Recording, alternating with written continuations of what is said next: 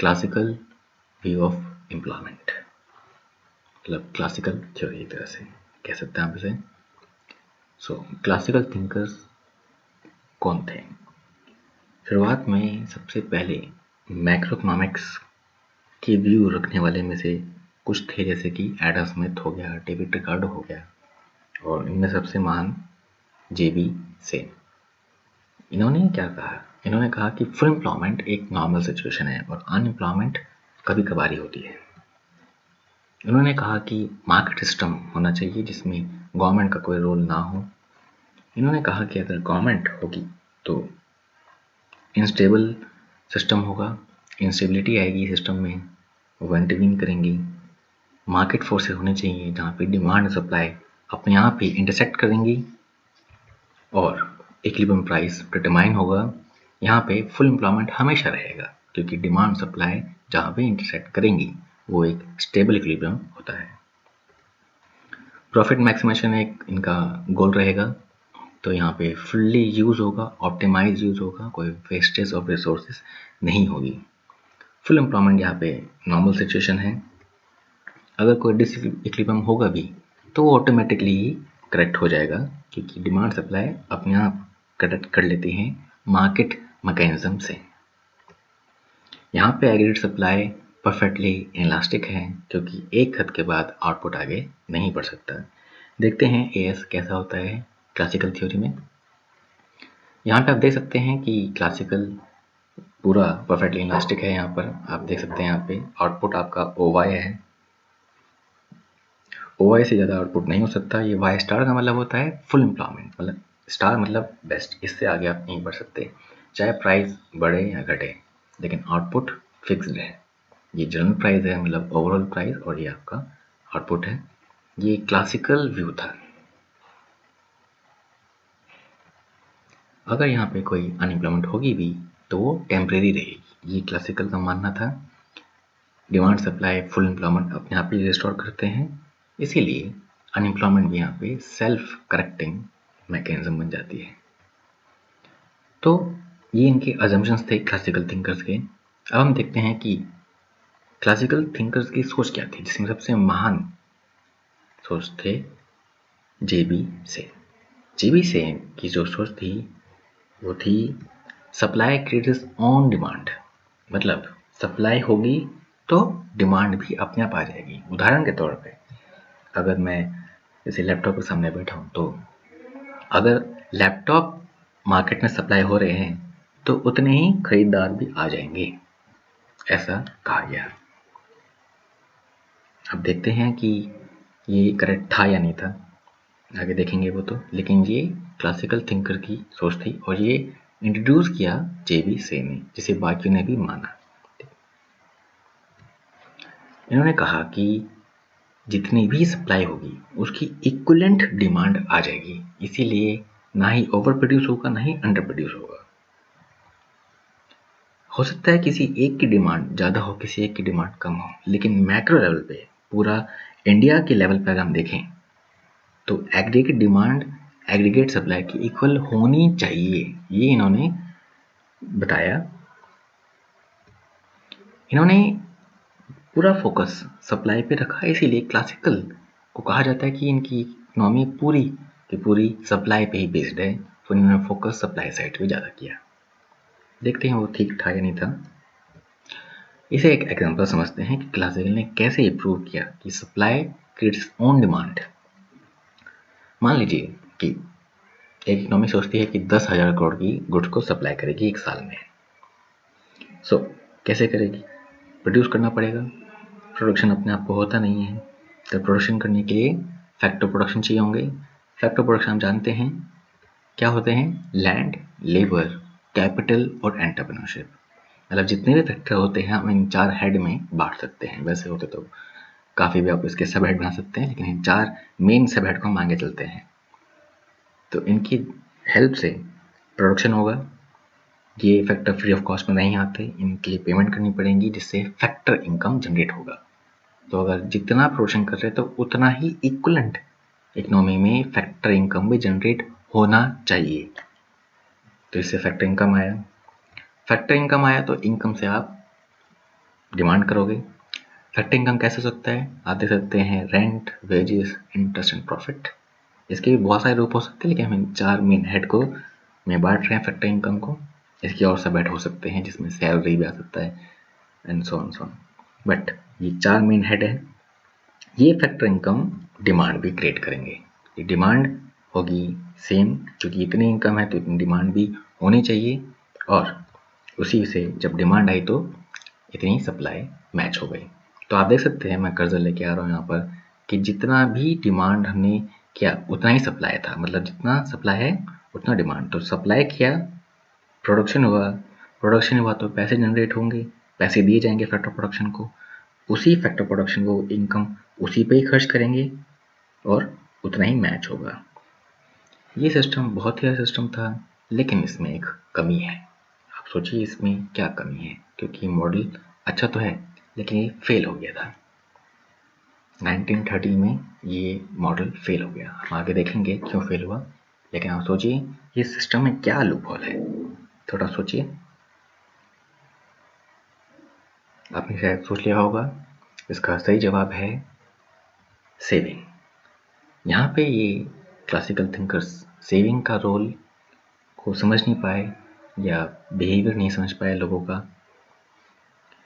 जैसे कि आप भी जानते हैं कि आप जितना भी कमाते हैं तो सारा नहीं खर्च करते हैं। ये मॉडल तभी ट्रू है जब सारा खर्च करते हैं, लेकिन अगर आप सेविंग करते हैं तो सिस्टम में डिफ़ॉल्ट आ जाएगा। देखते हैं कैसे। सेविंग एक बहुत ही क्रूशियल मैटर है। इसके लिए हम समझते हैं मार्जिनल प्रोपेंसिटी टू सेव, जिसे कहते हैं MPS। हम मान के चलते हैं कि मान लीजिए MPS है 40%, मतलब 0.4। देखते हैं क्या होता है। ये हमारा मॉडल था, फैक्टर इनकम जनरेट हुआ 10,000 करोड़ और MPS है आपका 0.4, तो सेविंग कितना कर दिया? 4,000 करोड़। तो जब इतना सेव कर लिया तो डिमांड या कंजम्पशन तो 6,000 करोड़ ही हुआ। और यहाँ पे आप देखेंगे एक मिसमैच है। मैं कर्जर लेके आ रहा हूँ, आप देख सकते हैं डिमांड तो 6,000 करोड़ है लेकिन सप्लाई 10,000 करोड़ है। यहाँ पे मिसमैच हो गया। अब ये मिसमैच होगा, डिमांड 6,000 करोड़ की है तो 4,000 करोड़ रुपए का सामान एक्स्ट्रा है यहाँ पर। कम प्रोड्यूस होगा, अगली बार कम प्रोड्यूस होगा तो यहाँ पे कम फैक्टर प्रोडक्शन हायर करेंगे। कम फैक्टर प्रोडक्शन हायर करेंगे तो कम इनकम जनरेट होगी। कम इनकम जनरेट होगी तो सेविंग तो बढ़ेगी, क्योंकि इनकम कम हुई है तो उस वक्त आप खर्च कम करोगे, तो खर्चा कम होगा, सेविंग बढ़ेगी। जब खर्चा कम होगा तो अगेन ये प्रोसेस चलता रहेगा। तो यहाँ पे आप देख सकते हैं सिस्टम एक अलग ही लूप लेके चल रहा है और इसीलिए प्रॉब्लम हो रही है। इस सिस्टम में आप देख रहे हैं कि डिमांड केवल 6,000 करोड़ है और यहाँ पे सप्लाई ज़्यादा है, मतलब ज़्यादा फैक्टर प्रोडक्शन यूज़ हो रहे हैं। जब डिमांड नहीं आएगी तो उन सबको निकाल देंगे तो अनएम्प्लॉयमेंट आएगी, जिसे हम बोलते हैं द ग्रेट डिप्रेशन। 1930 में आया था ये। इसी मॉडल को इम्प्लीमेंट किया गया था, इनकी बात को सच माना गया था, लेकिन सेविंग कंसेप्ट ये नहीं सोच पाए थे क्लासिकल थिंकर्स और इसीलिए ग्रेट डिप्रेशन आया। क्योंकि ये बढ़ता गया और फिर जब सामान बिकेगा नहीं, आप बनाते रहोगे तो नेक्स्ट टाइम आप लेबर्स को निकाल दोगे। और एक वक्त ऐसा आया कि इतनी अनएम्प्लॉयमेंट थी कि कंट्रोल से बाहर थी, इसलिए इसे ग्रेट डिप्रेशन कहते हैं, द ग्रेट डिप्रेशन। क्लासिकल जो इकोनॉमिक्स थे उन्होंने कंप्लीटली इनवॉलंटरी अनएम्प्लॉयमेंट को नकार दिया, लेकिन उन्होंने कहा कि अगर कोई अनएम्प्लॉयमेंट होगी तो वो वॉलंटरी होगी या फ्रिक्शनल होगी, जो कि थोड़े समय के लिए रहते हैं। देखते हैं अनएम्प्लॉयमेंट कैसी होती है।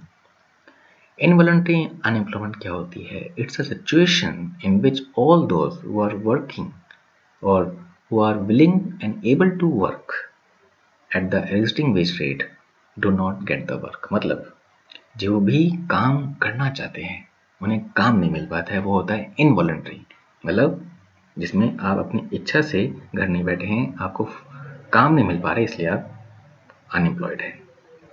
वॉलंटरी क्या होता है कि आप अपनी इच्छा से बैठे हैं, आप काम ही करना नहीं चाहते, ठीक है, आपके मेंटल एंड फिजिकल कैपेबिलिटी में है वो, लेकिन आप काम एक्सेप्ट नहीं कर रहे हैं। फ्रिक्शनल क्या होता है कि आप एक जॉब से दूसरी जॉब में जाते हैं तो टाइम लगता है, एकदम से आप जॉब नहीं ले पाते हैं, तो उस टाइम पीरियड को कहते हैं फ्रिक्शनल। क्लासिकल ने माना फ्रिक्शनल और वॉलंटरी तो हो सकता है लेकिन इनवॉलंटरी नहीं हो सकता, लेकिन ये गलत थे।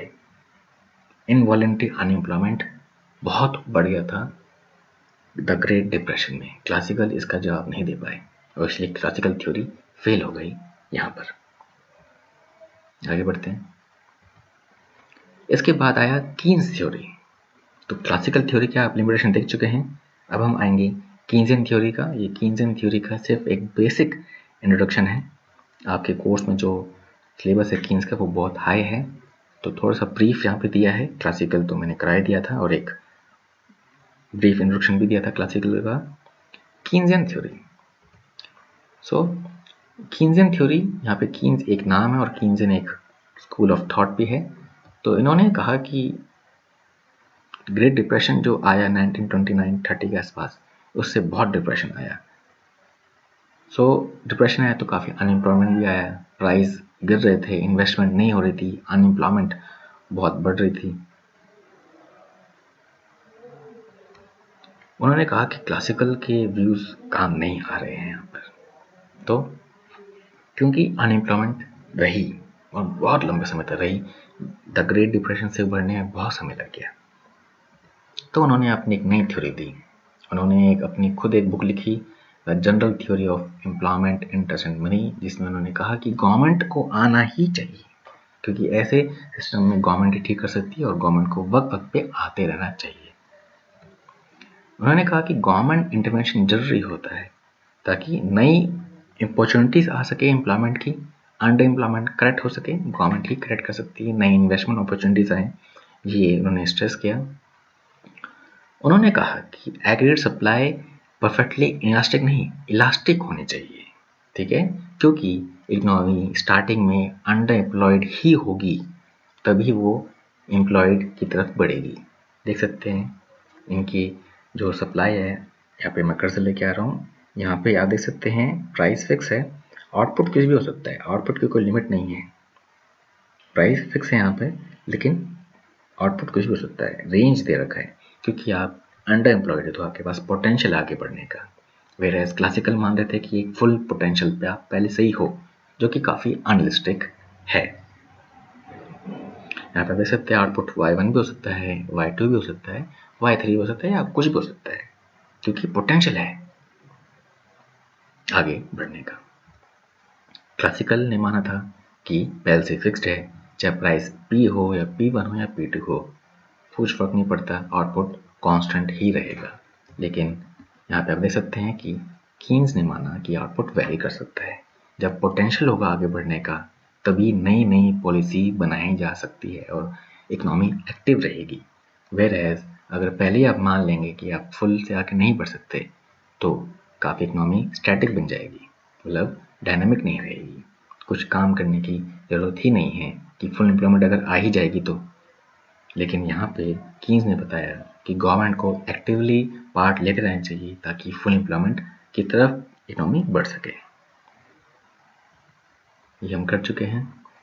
सो ये यहाँ पे एग्रीगेट डिमांड है, यहाँ पे देख सकते हैं ई पॉइंट पे इक्विलिब्रियम आ रहा है, ये यहाँ पे आप देख सकते हैं ई पॉइंट है, यहाँ पे एग्रीगेट डिमांड और क्लासिकल का इंटरेक्शन हो रहा है, और ये आपका फुल एम्प्लॉयमेंट है। वेयर अगर हम इसी मॉडल में कीन्स को पुट करें तो आप देखेंगे कि इनका इंटरसेक्शन यहाँ पे हो रहा है, ये आउटपुट यहाँ से कम है और इनका प्राइस ज़्यादा है और आउटपुट कम है, लेकिन क्लासिकल का आउटपुट ज़्यादा है लेकिन प्राइस कम है। इनमें देखिए इनका प्राइस ज़्यादा है और आउटपुट y1 है, इनका y स्टार है। तो यहाँ पर देख सकते हैं कि कीन्स ने बोला कि एक इनवॉलेंट्री अनएम्प्लॉयमेंट तो होगा ही होगा, जिसे नेचुरल रेट ऑफ अनएम्प्लॉयमेंट भी कह सकते हैं। ये पहले आपके कोर्स में हुआ करता था पुराने सिलेबस में, अब नए सिलेबस में ये नहीं है। कोई भी इकोनॉमी अनएम्प्लॉयमेंट को जीरो नहीं कर सकती, अब तक किसी भी देश में जीरो अनएम्प्लॉयमेंट नहीं है। कुछ नेचुरल रेट ऑफ अनएम्प्लॉयमेंट तो होता ही होता है। यहाँ पे एम्प्लॉयमेंट का मतलब लेबर मार्केट नहीं, सभी रिसोर्सेज की बात यहाँ पे हो रही है। कोई भी कंट्री 100% यूज नहीं कर पाती, एक नेचुरल रेट ऑफ अनएम्प्लॉयमेंट होता ही है, चाहे वो 1% हो, 2 हो या 5% हो। जो डेवलप नेशंस हैं वहाँ पर ये 1, 2 या 5% तक रहता है। जो डेवलपिंग कंट्रीज है वहाँ पे 20%, 25% तक रहता है ये। तो कीन्स ने ये बताया कि कुछ थोड़ा बहुत तो अंडर यूटिलाइज्ड रिसोर्सेज तो रहेंगे ही रहेंगे, और यही यहाँ पे इसे हम इक्विलिब्रियम मान सकते हैं। मतलब उनकी थ्योरी में आप देख सकते हैं एग्रीगेट सप्लाई पूरा हॉरिजॉन्टल है, और यहाँ पे ये एग्रीगेट डिमांड E1 पे कट कर रहा है, जहाँ पे आउटपुट Y1 है। अगर हम इसे भी इक्विलिब्रियम मान लें और यहाँ पे अगर हम ऑपरेट करें तो हमारे पास पोटेंशियल है आगे बढ़ने का। तो कीन्स ने कहा कि वेयर एज आप मान के चले ज़्यादा प्रोड्यूस करें वाई स्टार पे, तो वहाँ पे अनएम्प्लॉयमेंट होगी, इतनी डिमांड नहीं होगी। वेयर एज अगर आप Y1 पे अगर आप Y1 पे काम करें, Y1 पे काम करेंगे तो आप कम डिमांड के हिसाब से प्रोड्यूस कर पाएंगे, और इस इक्विलिब्रियम पे आप ऑपरेट कर सकते हैं और आगे प्रोड्यूस करने की कोशिश कर सकते हैं। यहाँ पे आप देख सकते हैं कि आउटपुट कम है एज कंपेयर टू क्लासिकल। तो दोनों के इक्विलिब्रियम अलग हैं। कीन्स ने माना कि अंडर एम्प्लॉयमेंट इक्विलिब्रियम हो सकता है, जबकि क्लासिकल का कहा गया कि उनका एम्प्लॉयमेंट हमेशा या उनका इक्विलिब्रियम हमेशा फुल एम्प्लॉयमेंट पे ही होगा। लेकिन कीन्स ने पहली बार ये थ्योरी प्रोड्यूस की कि अंडर एम्प्लॉयमेंट पे भी इक्विलिब्रियम हो सकता है, मतलब इसको भी इक्विलिब्रियम माना जा सकता है, इस पे काम किया जा सकता है, और ये काफ़ी इफेक्टिव थ्योरी थी। मतलब ये गैप आप कम करने की कोशिश करें, वेरेज आप फुल एम्प्लॉयमेंट की तरफ बढ़े, आप गैप कम करने की कोशिश करें, ये उन्होंने बताया।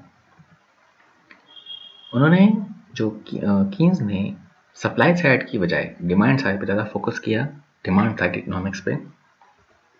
इसीलिए उन्होंने कहा कि demand creates its own supply. ये थ्योरी आज भी एप्लीकेबल है कि डिमांड होगी तो ही सप्लाई होगी। जैसे कि मैं आपको बताऊं कि पहले कीपैड वाले फ़ोन थे, अब उनकी डिमांड नहीं रहती है, तो आप देखेंगे मार्केट में है ही नहीं, और अब टच स्क्रीन वाले फ़ोन की डिमांड है, तो आप देखेंगे पूरी मार्केट में टच स्क्रीन वाले ही फ़ोन है। जबकि आज से 10-20 साल पहले कीपैड फ़ोन ही आते थे, उन्हीं की डिमांड थी और मार्केट में वही मिलते थे। सो यहाँ पे डिमांड ज़्यादा फोकस कर रहा है, डिमांड होगी तो सप्लाई आएगी। ये अभी कुछ ही दिनों पहले की न्यूज़ है, न्यूयॉर्क टाइम में छपी है कि फोर्ब्स ने ज्वाइन किया है कि वो वेंटिलेटर बनाएंगे, क्योंकि आप जानते हैं कोरोना वायरस बहुत फैला हुआ है। ये कार बनाती है, जनरल इलेक्ट्रिक के साथ बनाएंगे, क्योंकि इस समय इतना ज़्यादा डिमांड है वेंटिलेटर का, क्योंकि बहुत ज़्यादा पेशेंट है, दुनिया भर में कई लाख पेशेंट हैं। इतने वेंटिलेटर आज तक कभी नहीं बनाए गए। सभी देशों ने आर्म वेपन्स पे फोकस किया, स्टील प्रोडक्शन पे फोकस किया, कार, फोन, इन सब पे बहुत फोकस किया, लेकिन वेंटिलेटर पे कभी ध्यान ही नहीं गया, क्योंकि कभी इतनी डिमांड ही नहीं आई। यहाँ पे अचानक से सभी चीज़ों की डिमांड रुक गई है, कारों की, हर चीज़ की डिमांड रुक गई है, लेकिन वेंटिलेटर की डिमांड एकदम से बढ़ गई है। तो डिमांड आई तभी सप्लाई आएगा। इसका सबसे अच्छा बेस्ट एग्जांपल है ये कि फोर्ड ने भी वेंटिलेटर बनाने की कोशिश कर रहे हैं। ये 50,000 वेंटिलेटर बनाएंगे, क्योंकि इतनी डिमांड है, और डिमांड देखते ही सप्लाई भी अवेलेबल होने लगी है। कुछ ही हफ्तों में ये मार्केट में सप्लाई भी करना शुरू कर देंगे। तो अब हम लेक्चर के बिल्कुल एंड पे हैं। Difference between the classical and the Keynesian theory, देखते हैं क्या क्या डिफरेंस है। सो फर्स्ट डिफरेंस आप देख सकते हैं कि इनके मीनिंग क्या है। क्लासिकल ने माना कि फुल एम्प्लॉयमेंट होगा जहाँ पर AD/AS के बराबर होगा, और हमेशा फुल एम्प्लॉयमेंट पे ही होगा, ये उन्होंने प्रोड्यूस किया। जबकि कीन्स ने माना कि एम्प्लॉयमेंट 3 तरह के हो सकते हैं, एक हो सकता है फुल एम्प्लॉयमेंट, एक हो सकता है ओवर फुल एम्प्लॉयमेंट, और एक हो सकता है अंडर फुल एम्प्लॉयमेंट। और ये देखा गया है कि ज़्यादातर इकोनॉमी में अंडर फुल एम्प्लॉयमेंट ही होता है, फुल एम्प्लॉयमेंट रेयर होता है, फुल एम्प्लॉयमेंट नहीं हो सकता। आप सभी संसाधन को 100% कैसे यूज़ कर सकते हैं। जैसे कि अभी कुछ साल पहले त्रिपुरा में भारत सरकार ने नेचुरल गैस के भंडार पाए थे, काफ़ी ह्यूज रिजर्वायर पाए गए। तो ऐसे कितने अनटैप रिसोर्सेज इंडिया में हैं और ऑल ओवर वर्ल्ड हैं। जब उनकी डिस्कवरी होगी तो हम आगे बढ़ेंगे। लेकिन फुल एम्प्लॉयमेंट का मतलब है सभी नेचुरल रिसोर्सेज, सभी लेबर मार्केट इक्विलिब्रियम वहाँ पे अचीव है पहले से ही। लेकिन ये 100% ट्रू नहीं हो सकता। आप फुल के क्लोज जा सकते हैं, बट फुल से आगे तो बहुत ही रेयर और रेयर केस है। लेकिन फिर भी 3 केस हो सकते हैं। ये कीन्स ने कहा और ज़्यादा एडवोकेट किया कि डेफिसिट डिमांड रहेगी और आपको इसे कम करना चाहिए। मतलब इन 3 इक्विलिब्रियम को भी इन्होंने प्रोड्यूस किया। उन्होंने क्लासिकल ने कहा कि केवल फुल एम्प्लॉयमेंट ही रहेगा। इन्होंने कहा कि कोई गवर्नमेंट इंटरवेंशन की ज़रूरत नहीं है, लेकिन कीन्सन ने कहा कि गवर्नमेंट इंटरवेंशन होना चाहिए ताकि एक स्मूथ फंक्शन होती रहे। जब भी प्रॉब्लम आए तो गवर्नमेंट को इंटरवीन करना चाहिए और हमने देखा ये समय समय पे गवर्नमेंट इंटरवीन करती रही है। ये 1930 तक चलता रहा, लेकिन 1930 तक से मतलब 1 साल पहले 2 साल पहले ही हालात बहुत ज़्यादा खराब होने लगे थे, तो कीन्सन की थ्योरी काफ़ी पॉपुलर होने लगी। यहाँ पे हम देखते हैं कि जो एएस है आपका एग्रीगेट सप्लाई, वो परफेक्टली इलास्टिक होता है, लेकिन यहाँ पे परफेक्टली इलास्टिक होता है क्योंकि यहाँ पे हम आउटपुट को एडजस्ट कर सकते हैं। लेकिन एक हद के बाद वहाँ पर भी परफेक्टली इलास्टिक बन जाता है, लेकिन इनिशियली परफेक्टली इलास्टिक होता है क्योंकि आप आउटपुट को एडजस्ट कर सकते हैं। यहाँ पे परफेक्टली इलास्टिक होता है क्योंकि आउटपुट चेंज नहीं हो सकता। ये हम कर चुके हैं वीडियो के स्टार्टिंग में ही। अनएम्प्लॉयमेंट कितने तरह की होगी? यहाँ पे सिर्फ वॉलंटरी अनएम्प्लॉयमेंट होता है। वॉलंटरी का मतलब ये है स्वैच्छिक, मतलब अपनी इच्छा से कोई काम ना करे तो उसे बोलते हैं वॉलंटरी अनएम्प्लॉयमेंट। और इनवॉलंटरी क्या होता है? जब आप काम करना चाहते हो लेकिन काम नहीं मिल पा रहा आपको, ऐसी अनएम्प्लॉयमेंट को कहते हैं इनवॉलंटरी। तो इसी के साथ हमारे सारे टॉपिक हो चुके हैं। ये एक ब्रीफ इंट्रोडक्शन है। कोई भी डाउट हो आप मुझे नोट करके बता सकते हैं कि आपको इस वीडियो में क्या क्या डाउट आया है आपको। इसको हम एक जूम ऐप के ज़रिए या फिर स्काइप के ज़रिए लाइव सेशन लेके डाउट को क्लियर कर सकते हैं। Thank you.